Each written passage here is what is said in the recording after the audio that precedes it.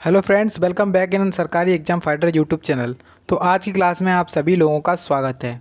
तो आज की क्लास हमारा पार्ट नंबर 2 होने वाला है। इससे पहले एक पार्ट और हो चुका है जिसमें हम लोगों ने जीके के क्वेश्चन को डिस्कस किया था जो प्रीवियस ईयर में आपके दिल्ली पुलिस के एग्ज़ाम में आए हुए थे। ठीक है, तो उसी प्रकार से आज हम फिर से अपने क्वेश्चंस को देखते हैं। तो चलिए शुरू करते हैं आज की क्लास को। उससे पहले अभी तक आप लोगों ने चैनल को सब्सक्राइब नहीं किया तो कर लीजिए, क्योंकि आपकी रीजनिंग के प्रैक्टिस सेट भी चल रहे हैं यहाँ पे।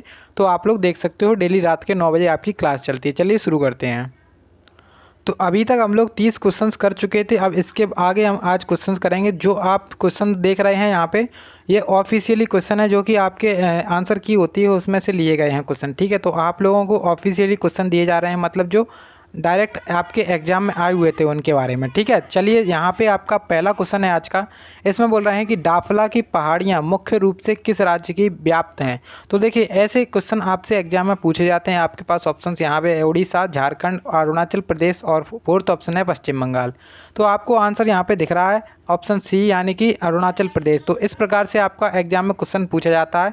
तो आप लोग इससे ये चीज़ समझ सकते हो कि आपसे एग्जाम में क्वेश्चन पूछने का उसका तरीका क्या होता है। ठीक है, तो इसका राइट आंसर हो जाएगा डाफला की जो पहाड़ियाँ हैं वो कहाँ पर स्थित हैं, अरुणाचल प्रदेश में स्थित हैं। ऑप्शन नंबर सी यहाँ पे राइट आंसर है। ठीक है, सो नेक्स्ट की तरफ बढ़ते हैं। यहाँ पे हमारे सामने नेक्स्ट क्वेश्चन है। देखिए, मैंने बताया अभी जो प्रीवियस ईयर क्वेश्चन है ये, इसी वजह से यहाँ पे जो प्रीवियस की करंट पूछी गई थी। तो देखिए, करंट में क्या पूछा गया था प्रीवियस ईयर में, इसमें पूछा गया था कि 31 अगस्त 2020 तक के अनुसार प्रधानमंत्री की आर्थिक सलाहकार परिषद के सदस्य सचिव निम्नलिखित में से कौन सा था। तो यहाँ पे जो रतन पी वटल थे, ऑप्शन नंबर ए इसका राइट आंसर था। ठीक है, तो ऑप्शन नंबर ए यहाँ पे इसका राइट आंसर था इस क्वेश्चन का। देख सकते हो आप लोग यहाँ पे जो आपको ये दिख रहा है, बिल्कुल यहाँ पे जो राइट आंसर है ऑप्शन नंबर ए है। इसी प्रकार से जब आप लोगों ने एसएससी की वो देखी होगी आंसर की, तो इसी प्रकार से आती है। ठीक है, तो ये दिल्ली पुलिस के ऑफिशियली क्वेश्चन है। सो नेक्स्ट क्वेश्चन की तरफ बढ़ते हैं। यहाँ पे हमारे सामने नेक्स्ट क्वेश्चन आ चुका है और नेक्स्ट में बोल रहे हैं कि अर्जुन पुरस्कार 2020 से सम्मानित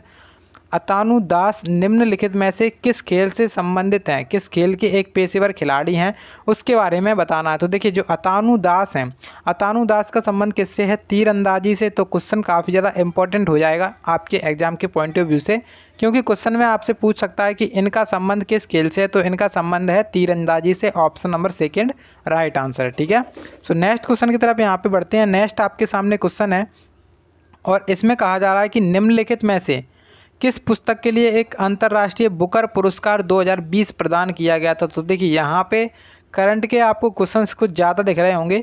तो यहाँ पे जो राइट आंसर क्या है, राइट आंसर यहाँ पे दिख रहा है आपको the discomfort of evening. The discomfort of evening जो है ना, बी ऑप्शन सेकंड वाला ऑप्शन, वो राइट आंसर है इस क्वेश्चन का। ठीक है, उसके बाद देखिएगा नेक्स्ट क्वेश्चन आपके सामने है जो कि इजी क्वेश्चन लग रहा है वो आपको, लेकिन यहाँ पे देखिए पूछा क्या जा रहा है, बाबर की गुफाएं।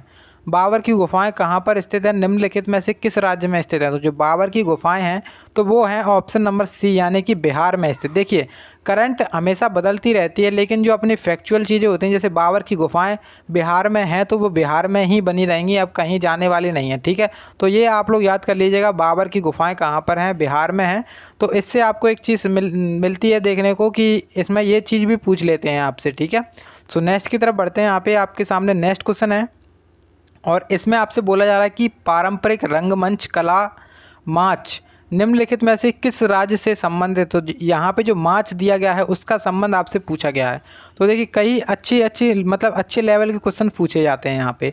तो माच का संबंध कहाँ से है, तो माच का संबंध मध्य प्रदेश। ऑप्शन नंबर जो 4 है वो इसका राइट आंसर है। ठीक है, ऑप्शन नंबर 4 इसका राइट आंसर है। उसके बाद नेक्स्ट क्वेश्चन आपसे पूछा गया था, इसमें बोला गया है कि निम्नलिखित में से किस वर्ष में भारत के संविधान में 9वीं अनुसूची संलग्न की गई थी। तो जो 9वीं अनुसूची है वो भारत के संविधान में कब संलग्न की गई थी, तो 1951 में। ऑप्शन नंबर जो सी वाला है, यानी कि थर्ड वाला ऑप्शन है, 1951 में भारत के संविधान में 9वीं अनुसूची को जोड़ा गया था। ठीक है, तो इस प्रकार से आपका ये बदलने वाला नहीं है, मतलब 9वीं अनुसूची 1951 में जोड़ी गई थी तो बिल्कुल जोड़ी ही गई थी, उसको चेंज नहीं किया जा सकता। मतलब ये काफ़ी इंपॉर्टेंट क्वेश्चन होने वाला है। ठीक है, सो ऑप्शन नंबर थर्ड है इसका राइट आंसर। उसके बाद देखिएगा, नेक्स्ट क्वेश्चन आपसे पूछा गया था और इस क्वेश्चन में आपसे कहा जा रहा है कि भारत की जनगणना 2011 के अनुसार निम्नलिखित में से किस केंद्र शासित प्रदेश की जनसंख्या अन्य 3 विकल्पों की अपेक्षा सबसे विरल है। यानी कि देखिए अब क्वेश्चन क्या कैसे पूछ रहा है, क्वेश्चन वो पढ़िए आप अच्छे से। तो इनने क्वेश्चन पूछा है कि भारत की जनगणना 2011 के अनुसार निम्नलिखित में से किस केंद्र शासित प्रदेश की जनसंख्या अन्य 3 विकल्पों की अपेक्षा सबसे विरल है। तो राइट आंसर इसका क्या है, अंडमान एवं निकोबार द्वीप समूह, ऑप्शन नंबर 4। ऑप्शन नंबर 4 जो है ना वो इसका राइट आंसर होने वाला है, ठीक है। उसके बाद देखिएगा नेक्स्ट क्वेश्चन। तो आपके सामने अब नेक्स्ट क्वेश्चन पूछा गया था और इसमें कहा जा रहा है आपसे कि निम्नलिखित में से किस प्राचीनतम ग्रंथ के श्लोकों को संगीतबद्ध किया गया था। तो निम्नलिखित में से किस प्राचीनतम ग्रंथ के श्लोकों को संगीतबद्ध किया गया था। ऑप्शन ए है मेघदूत, ऑप्शन सी है option B Kamasutra, option C आपके सामने संगीत रत्नाकर, ऑप्शन डी है यहाँ पे सामवेद। तो देखिए यहाँ पे जो सामवेद है इसको संगीतबद्ध किया गया था। देखिए जो सामवेद है इसका संबंध आपसे कई बार पूछ लेता है एग्जाम में कि इसका संबंध आपसे अगर पूछा जाए कि संगीत का संबंध मतलब किस वेद से है, तो आप लोग सामवेद लगा सकते हो। इसका राइट आंसर ऑप्शन नंबर 4 होगा, ठीक है। उसके बाद नेक्स्ट है आपके सामने क्वेश्चन, और नेक्स्ट क्वेश्चन में आपसे कुछ इस प्रकार से करंट का क्वेश्चन आया था पिछली बार, और इसमें कह रहे हैं कि केंद्रीय बजट 2020 में वित्त मंत्री ने बैंक जमा बीमा, क्या कहा जा रहा है आपसे कि केंद्रीय बजट 2020 में वित्त मंत्री ने बैंक जमा बीमा को कितने से बढ़ाकर 5 लाख करने की घोषणा की थी। तो पहले ये कितना था, पहले था 1 लाख रुपए, पहले 1 लाख रुपए था, उसको बढ़ाकर कितना कर दिया था इन्होंने, जो निर्मला सीतारमण वित्त मंत्री हैं उनके द्वारा क्या किया गया था, तो 5 लाख रुपए इसको घोषणा कर दी गई थी, ठीक है। तो राइट आंसर हो जाएगा ऑप्शन नंबर 3 वाला। उसके बाद नेक्स्ट है आपके सामने क्वेश्चन, और ये क्वेश्चन देखिए आपसे क्वेश्चन बन सकता है क्योंकि देखिए इसमें ना तो करंट का विषय है, बस इसमें आपसे संविधान से पूछा गया, तो संविधान से क्वेश्चन बन सकता है। इसमें बोल रहे हैं कि भारत के संविधान का निम्नलिखित में से कौन सा अनुच्छेद अल्पसंख्यकों द्वारा शिक्षा संस्थानों की स्थापना और प्रशासन करने का अधिकार निर्दिष्ट करता है। तो राइट आंसर इसका क्या होगा, तो अल्पसंख्यक है ना, अल्पसंख्यकों के द्वारा शिक्षा संस्थान की स्थापना और प्रशासन करने का अधिकार निर्दिष्ट करता है। ऑप्शन नंबर जो सी है यानी कि अनुच्छेद 30 है, अनुच्छेद 30 के अंतर्गत आता है ये, ठीक है। तो ऑप्शन नंबर 3 वाला इसका राइट आंसर है, ठीक है। उसके बाद देखिएगा नेक्स्ट क्वेश्चन आपसे पूछा गया था, और इसमें बोला जा रहा है कि ब्रिटिश ईस्ट इंडिया कंपनी का भारत से व्यापार करने का एकाधिकार निम्नलिखित में से किस वर्ष में एक कानून के द्वारा समाप्त कर दिया गया था। तो देखिए यहाँ पे पहला ऑप्शन 1858 है, सेकंड ऑप्शन है 1807, और थर्ड ऑप्शन है आपके पास जो 1825, और फोर्थ ऑप्शन है आपके पास जो 1813। तो राइट आंसर इसका इन्होंने क्या माना है, तो इसका राइट आंसर इन्होंने माना है 1813 में। क्वेश्चन को आप लोग एक बार अच्छे से पढ़ लीजिएगा तो आपको अच्छे से समझ में आ जाएगा, ठीक है। उसके बाद देखिएगा नेक्स्ट क्वेश्चन। सो नेक्स्ट आपसे पूछा गया तो क्वेश्चन, तो इसमें क्वेश्चन में क्या पूछा गया कि भारत के संविधान के अनुच्छेद 21A के तहत अनुच्छेद 21A को निम्नलिखित में से किस वर्ष में समावेशित किया गया था। तो यहाँ पे आपको बताना 21A के बारे में कि 21A को भारतीय संविधान में कब जोड़ा गया था। तो इसका आंसर है ऑप्शन नंबर 4 जो है ना, यानी कि 2002। तो इसका राइट आंसर हो जाएगा 2002 में 21A को भारतीय संविधान में समावेशित किया गया था। अब आप लोग कमेंट बॉक्स में ये बताना कि 21A का संबंध जो अनुच्छेद अपना 21A है, अनुच्छेद 21A का संबंध किससे है, मतलब आप इसके बारे में बताएं, ठीक है, कमेंट बॉक्स में। उसके बाद देखिएगा नेक्स्ट क्वेश्चन। अब नेक्स्ट क्वेश्चन में आपसे कहा जा रहा है इसमें कि भारत के संविधान में निम्नलिखित में से कौन सा संशोधन लघु संविधान यानी कि मिनी कॉन्स्टिट्यूशन भी कहलाता है, यानी कि इसका राइट आंसर होगा 42वां संविधान संशोधन। तो 42वां संविधान संशोधन कहा जाता है मिनी कॉन्स्टिट्यूशन।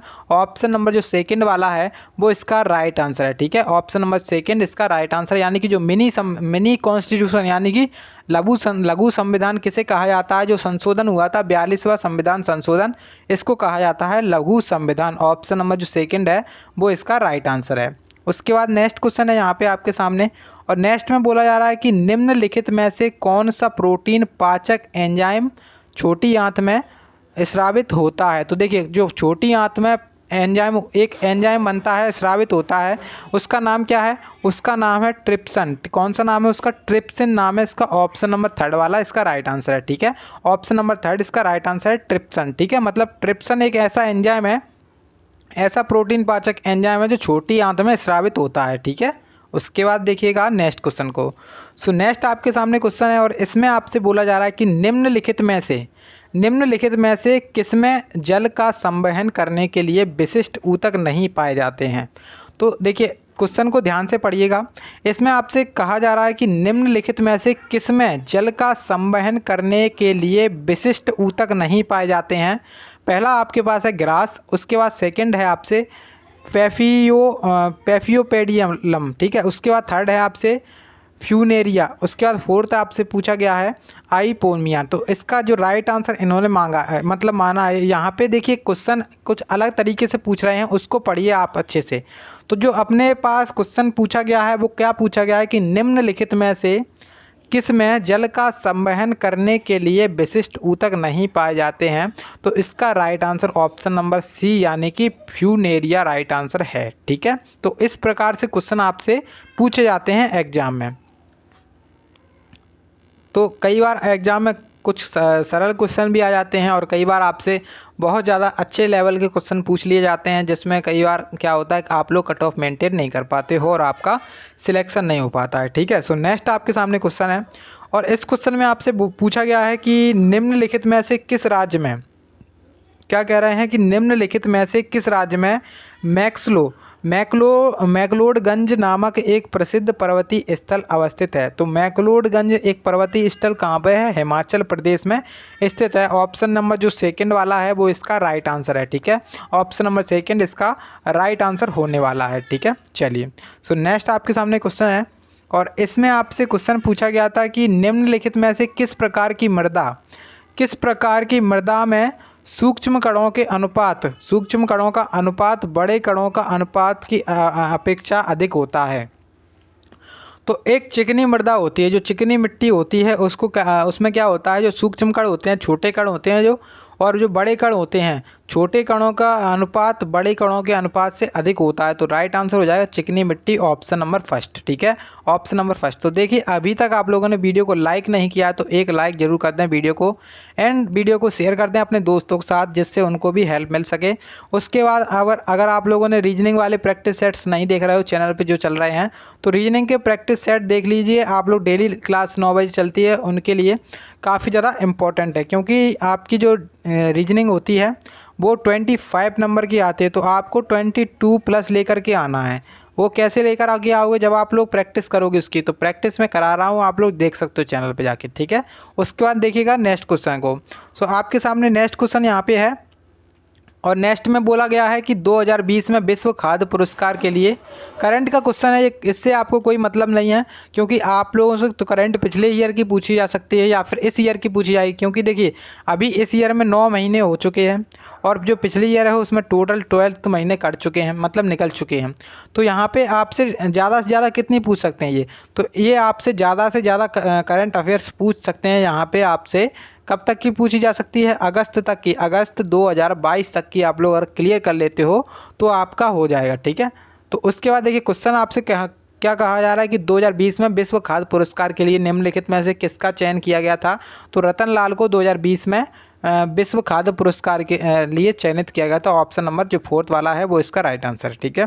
उसके बाद देखिएगा नेक्स्ट क्वेश्चन, और नेक्स्ट में आपसे क्वेश्चन में ये भी क्वेश्चन करंट की दृष्टि से ही है और इसमें क्या कह रहे हैं आपसे कि निम्नलिखित में से किस राज्य सरकार ने 2020 में